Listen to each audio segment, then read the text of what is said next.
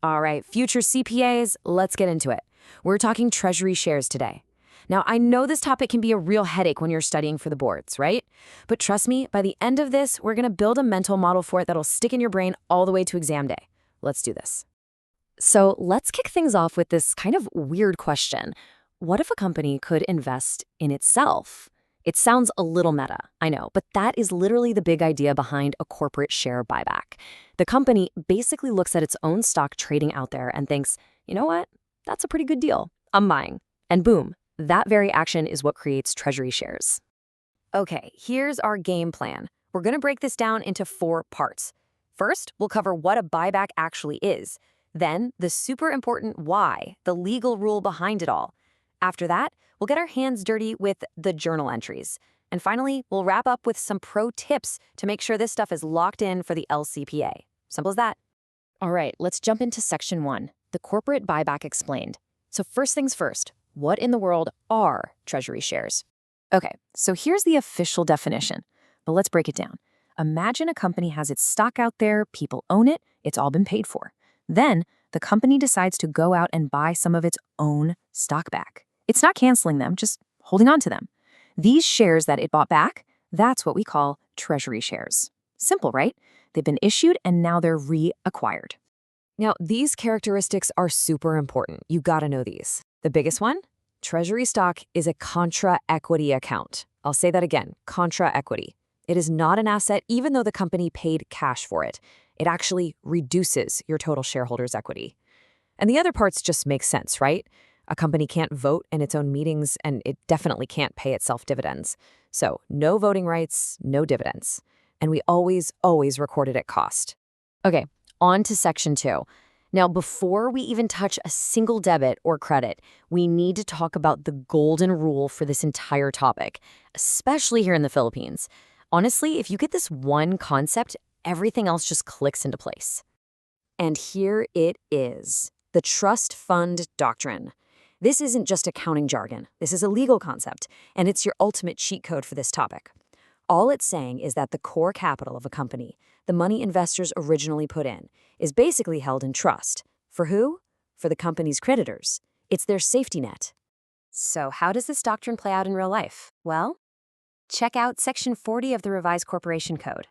It basically says, because of the Trust Fund Doctrine, you cannot use your core capital, that piggy bank we just talked about, to buy back shares. It's off limits. The only money a company can use is its profits, its unrestricted retained earnings. This makes sure that the safety net for creditors is always there. All right, now for the part you've been waiting for, Section 3. Let's get into the nitty-gritty, the journal entries. This is the how-to part that you'll definitely see on the LECPA. Now, you might hear about another method, the par value method, but honestly, forget about it for now. We are focusing 100% on the cost method. Why?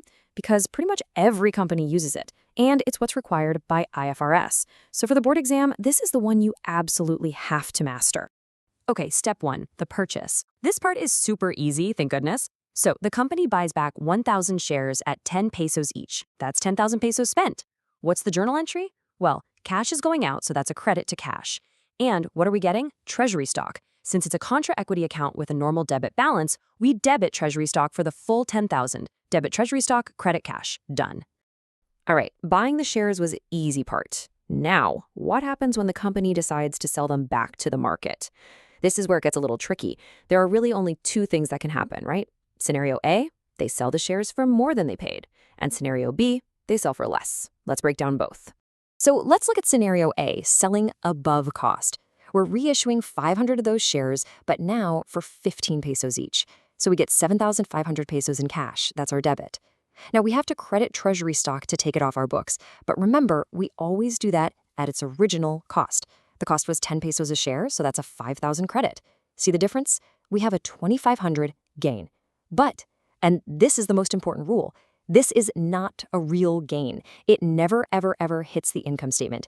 Instead, it goes to a special equity account called APIC-Treasury. It's a capital transaction, not an operating one. Okay, now for the tricky one, selling below cost. We sell the remaining 500 shares for just 8 pesos each, so we get 4,000 in cash. We still have to remove the treasury stock at its original cost of 5,000, so we have a 1,000 peso loss. Where does this go? Now listen carefully. There's a specific order you have to follow. First, you check if you have any balance in that APIC-Treasury account from previous gains. If you do, you debit that account first. You wipe it out. If the loss is bigger than the APIC balance, only then do you hit retained earnings for the rest. The order is crucial. APIC first, then retained earning. Okay, we've gone through the what, the why, and the how. You're doing great. Now for the final section, let's lock this all in with some LEPA pro tips and a super quick review. This is your cheat sheet for exam day. Here it is, your #1 LECPA hack for Treasury shares. Whenever you're stuck on a problem, just ask yourself, how does this relate to the Trust Fund Doctrine? Seriously, why is there no gain or loss on the income statement? Because if there were, companies could just buy and sell their own stock to pump up their net income, right? And that would mislead creditors. The rule is there to protect that trust fund. Connect everything back to that and you'll find the right answer. All right, let's do a bullet review. Screenshot this, write it down, whatever you need to do. 1. Treasury stock is contra-equity, always recorded at cost. 2. No voting rights, no dividends. 3. You can only buy them if you have unrestricted retained earnings, thanks to the Trust Fund Doctrine. 4. Gains on reissuance go to APIC-Treasury. 5. Losses hit APIC-Treasury first and only then retained earnings. And the big finale? These transactions never, ever, ever affect net income. Got it? Good. Okay, so we've totally nailed the accounting, but I want to leave you with one last question to think about, something that goes beyond the journal entries. Why do companies even do this? What message does it send to investors when a company buys back its own stock? Think about it. It's kind of like the company is betting on itself, right? It could be a powerful signal that management thinks the stock is a bargain and that they're confident about the future. That's the strategy behind the numbers. All right, that's it for me. Good luck with your studies.